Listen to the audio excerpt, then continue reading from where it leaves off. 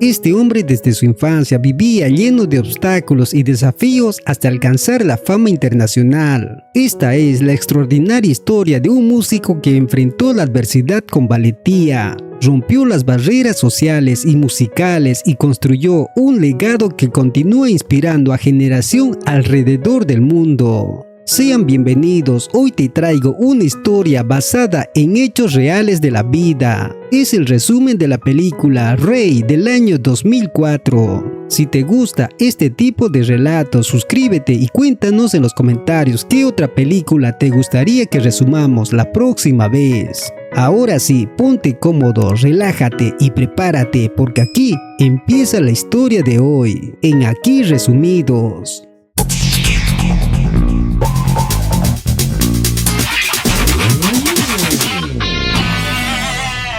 Cuando era pequeño, Ray jugaba con su hermano George, aunque frecuentemente escapaba a la tienda local para escuchar a un pianista que lo fascinaba. Al notar su interés, el hombre comenzó a enseñarle, llenándolo de felicidad al niño. Esa alegría se truncó día después. George lo invitó a nadar en una tina. Ray no quería y cuando su hermano resbaló, en lugar de ayudarlo, simplemente le dijo que saliera. Su madre llegó demasiado tarde, devastada, preguntó por qué no había pedido auxilio. Al día siguiente en el funeral, Ray lloró desconsolado, comenzó a comprender la pérdida. Meses después, Ray comenzó a perder la vista. Pese a los tratamientos, quedó completamente ciego debido a un glaucoma. Su madre, llamada Aretha, le enseñó a enfrentar la vida. Lo ayudó las primeras veces, pero debía aprender a superar las dificultades por sí solo. En una vez, cuando lo vio caer, contuvo el impulso de socorrerlo. Ray se levantó, guiándose con las manos y su oído, detectando hasta la respiración de su madre. Este acto le aseguró a Aretha que su hijo podría valerse por sí mismo. Con el tiempo, Aretha compró un boleto de autobús para enviarlo a una escuela para invidentes. Ray dudó en separarse de ella, pero comprendió que la educación era la única vía para superarse, donde le prometió no rendirse y así comenzó su camino hacia la independencia.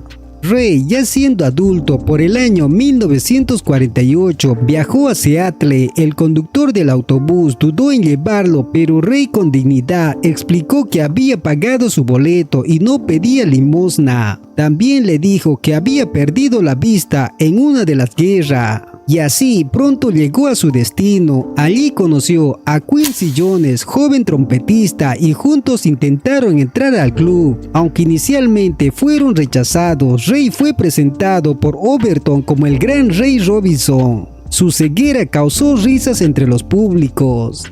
Pero al tocar y cantar, el público quedó fascinado. Incluso algunos comenzaron a bailar al instante. Marlene, la dueña del club, decidió contratarlos y alojar en su casa con la condición de recibir un porcentaje de sus ganancias. Ray, ingenuo, aceptó la propuesta. Gracias a su talento, el club prosperó. Un año después, inició su primera gira. Pero aunque sentía culpa por la tragedia de su hermano, durante ese tiempo conoció a Jax, quien le ofreció también grabar un nuevo disco. Al interpretarla, conquistó la atención y admiración de muchas jóvenes, ganando así la popularidad sobre sus compañeros. Lo que irritó a Wilbur. Para decidir con quién relacionarse, Ray usaba un método curioso: tocaba suavemente las manos de las chicas. Si sentía suavidad y delicadeza, la elegía, si no, la rechazaba. Al día siguiente, Wilbur le entregó el pago completo, pero Ray, al percibir pocos billetes, reaccionó con furia. La banda lo detuvo y explicó que todo estaba correcto. Solo había billetes más grandes. Ray, marcado por un trauma infantil, su madre y otras vecinas habían trabajado juntos lavando ropa ajena, y él había descubierto injusticia en los pagos y no se disculpó y renunció.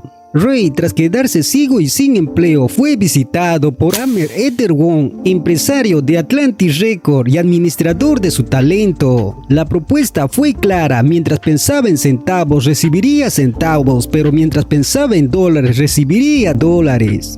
Ray sonrió y aceptó grabar un nuevo disco con ellos. El reto era encontrar su propia identidad musical. Ahmed le pidió interpretar una de sus composiciones, uno llamado Mason Row. Al agregar su estilo, la canción se convirtió en un éxito absoluto. Ray fue invitado a la radio, donde confesó su pasión por la música gospel, un estilo musical religioso, y su admiración por el grupo de Cecil Chao. Recibió una llamada de Della, integrante de ese grupo, quien deseaba conocerlo. Fascinado por su voz y su conocimiento musical, Ray la impresionó al identificar instantáneamente sus canciones solo por escucharlas. Con el pasar de los tiempos siguió un acercamiento natural, compartieron una caminata y pese a las restricciones de la familia de Della, Ray la besó. Ella aceptó esperar 2 semanas debido a un compromiso en Nueva York. Durante su ausencia, Ray organizó una gira con la banda, asegurando el éxito que le permitiría regresar.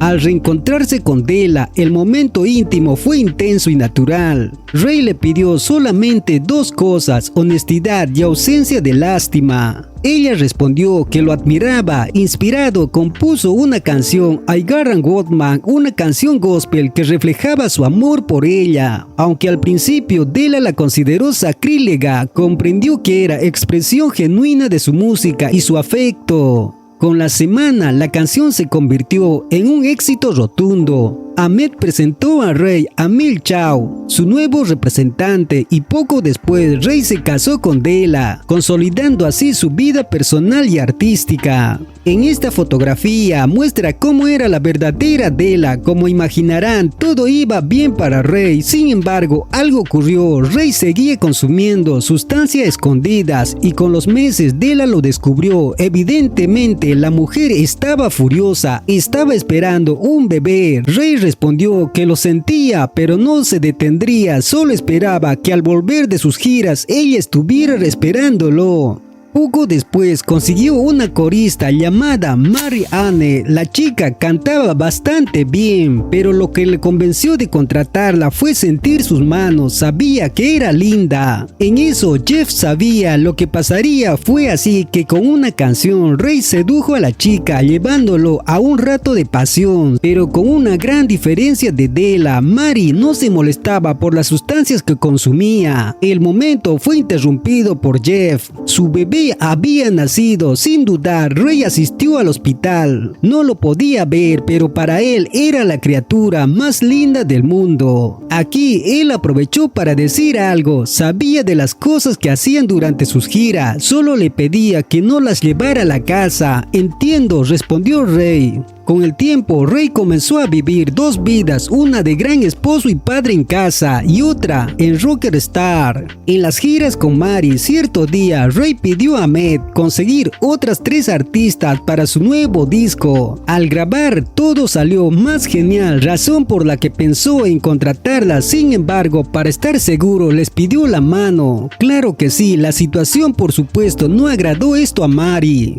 Aunque para tenerla más contenta, Ray decidió darle un papel más importante como cantante en un principio. Mary aceptó, pero con el tiempo comenzó a notar que Ray pasaba cada vez más tiempo con Margie. Y el punto de quiebre fue cuando descubrió que Ray la llevaba a su habitación, razón por la que renunció. Sorprendentemente, esto le trajo suerte a Mary, ya que se convirtió en una cantante bastante conocida. Aquí está una de las verdaderas imágenes de Marian. Volviendo con Charles, cierto día con Margie le dijo que quería probar sustancias. Veía que gracias a ello se inspiraba cada noche. Molesto, Ray dijo que ella no si lo hacía, la dejaría de inmediato. Con los años, Ray siguió la doble vida y poco después pasó algo peculiar. Ray, al estar desubicado, ya saben, por las sustancias, intentó irse antes de un show. El dueño le dijo que aún faltaba el tiempo, así que sin saber qué hacer, Ray se inspiró sacando una canción en vivo. que encendió a todos. Sin duda, Ray hacía magia en los escenarios. Según la canción, era indescendente, quizás no era apto para la juventud, pero sin duda era un éxito. El sujeto también dijo algo a Ray a solas. Ya se nota que era adicto, siempre se lo pasaba rascándose. Era un gran artista, pero le recomendaba dejarlo. Se lo decía como su amigo Charlie, pero por supuesto no hizo caso. Pero aún así siguió cosechando éxito, lo que permitió cambiarse a una gran casa en Los Ángeles. En una de esas recibió una llamada de Margie. Al notar que era ella, le pidió no volver a hacerlo. Estaba con su familia, sintiéndose rechazado. Margie comenzó a cantar mal durante una grabación, así que Ray pidió conseguir otra chica para ese disco.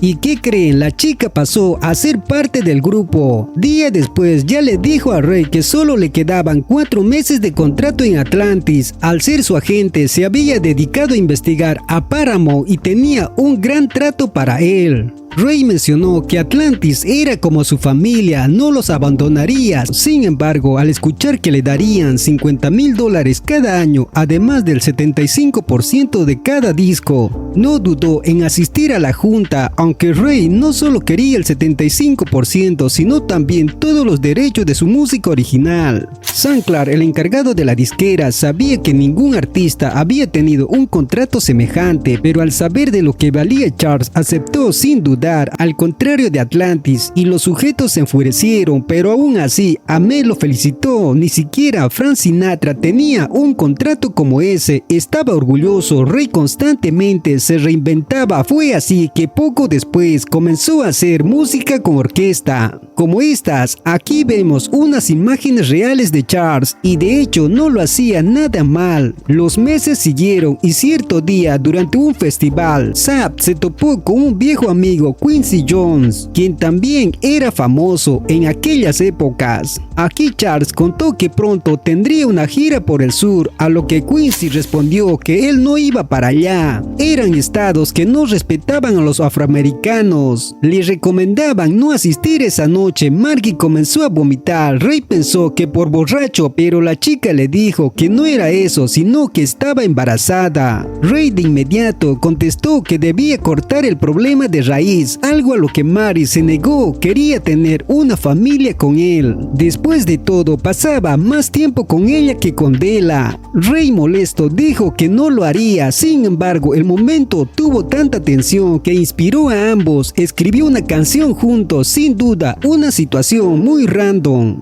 ¿Y qué creen? La canción fue todo un éxito. Por eso 2 semanas después, Margie decidió finalmente irse. Lo haría aprovechando su momento de fama, así podría hacerse solista. Ray, quien estaba bajo efecto de sustancias, le suplicó no marcharse, aunque al notar que lo estaba confundiendo con Della, se fue. Sin dudar, día después, Charles comenzó su gira en Georgia, donde muchas personas protestaban contra el racismo. En un principio, Charles solo hizo de la vista gorda. Él solo estaba ahí para tocar. Sin embargo, en Hills es el sujeto que lo había contratado. Trató mal a un protestante, lo que hizo cambiar de opinión. No tocaría ahí, esto aclaró, le valió una demanda y hasta un veto en Georgia. Pero Charles no se preocupaba. Después de todo, tenía muchas funciones en otros lugares, causando una completa fiesta en Indianápolis. Aquí podemos comparar una imagen de aquel día. Tras esto, Rifos Hotel, donde tras unos segundos tocaron la puerta y era la policía quienes al registrar encontraron sustancias. Como era de esperar, la justicia sacó a Ray del problema, quien a pesar de estar pocos días en prisión se sintió profundamente avergonzado, un sentimiento que canalizó en la composición de otra canción. Ray no dejó de pasar ninguna oportunidad de monetizar su talento. Su esposa Della insistió en que debe desintoxicarse, pero él se negó. Poco después, Ray decidió experimentar con la música country, algo que Clark le parecía una idea terrible. Rey. Sin embargo, su contrato le permitiría explorar nuevos estilos. Durante un concierto, la reacción del público fue tibia al principio, hasta que Joe Adams, el nuevo presentador, sugirió apagar las luces y enfocar únicamente a Rey, captando la atención de todos. Esa noche quedó claro, Rey sabía cómo manejar al público, y Joe se mostró orgulloso de tenerlo en su equipo. Con los éxitos, Rey compró una mansión enorme para sus hijos. Sin embargo, con el tiempo, comenzó los celos. Joe había estado con él durante años y sentía que le arrebataba protagonismo. Durante una fiesta, Rey recibió la noticia de que Margie había fallecido por un problema de salud. Aunque juraba que no había intervenido en ello, Della le pidió enviar dinero para su hijo. Rey, sorprendido, aseguró que no había problema y cumplió cada mes. Más tarde, Joe comenzó a dar órdenes a la banda, generando tensión con Cabezón Jeff, quien se consideraba el verdadero líder. Rey pidió hablar en privado con Jeff y descubrió que Joe estaba manipulando la situación. La traición lo impactó profundamente. Jeff, casi llorando, confesó que se sentía traicionado también, ya que solo Joe recibía un pago mayor como presentador. En casa, Rey ignoraba incluso a sus hijos, quien quería contarles sobre su juego de béisbol. Un año después, Rey fue detenido en Boston por posesión de sustancias. Entonces, nuevamente, la justicia lo liberó. Pero esta situación lo llevó a un punto crítico. Su madre le habló con dureza y le dijo debía desintoxicarse, no por ella ni por sus hijos, sino porque si continuaba así, perdería lo más valioso, que era la música. Conmovido con estas palabras, Rey ingresó a un centro de rehabilitación. Los primeros días fueron difíciles. Fiebre, deseos de escapar y recuerdos en Georgia lo atormentaban.